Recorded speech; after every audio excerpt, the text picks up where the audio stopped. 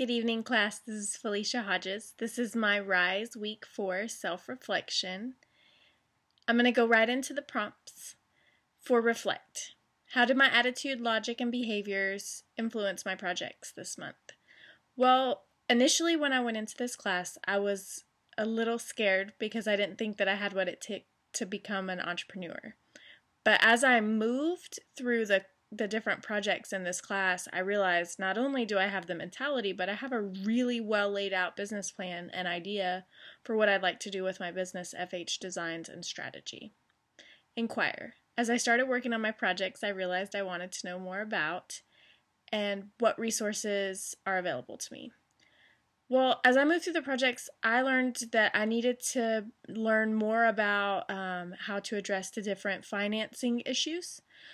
I would like to just finance my business out of my own personal money. So as business comes in, the money grows. So therefore, I don't owe anyone, like investors or loans or anything like that. I want this business to be all, self-containing more or less.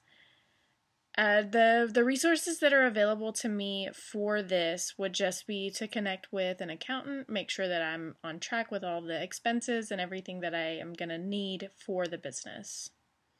Suggest. If I had more time, what could I have done differently to improve my projects? This question always hits me hardest because if I had more time, I would obviously put even more effort into my assignments. I always put my absolute 100%, but I can only put in a certain amount of time. So I only have certain days for school, which are the days usually that the assignments are due, just because I have a full-time day job and then I have a son and a fiance, and lots of stuff this month actually was going on. But if I had had more time, I think that I would have even gone a little further than what I had initially done. So my business plan may have been a little bit more elaborate. But knowing that I have a really good foundation, I'm just going to elaborate on what I already have and do a little bit more research just to make it that much more effective once I graduate. Elevate.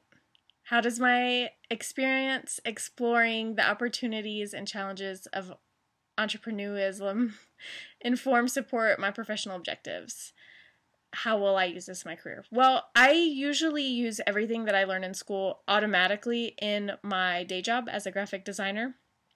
But this particular class I'm using for my personal business, so it definitely had a huge impact on my career goals because it let me know, I want to be a media strategist and a graphic designer. So it let me know how to incorporate the two. It also let me know that there usually is not an independent media strategist out there. So a graphic designer that isn't just a freelance designer but actually has a business is going to be a super powerhouse in the industry, just because I don't just plan to make designs. I plan to give my clients a full out media marketing strategy.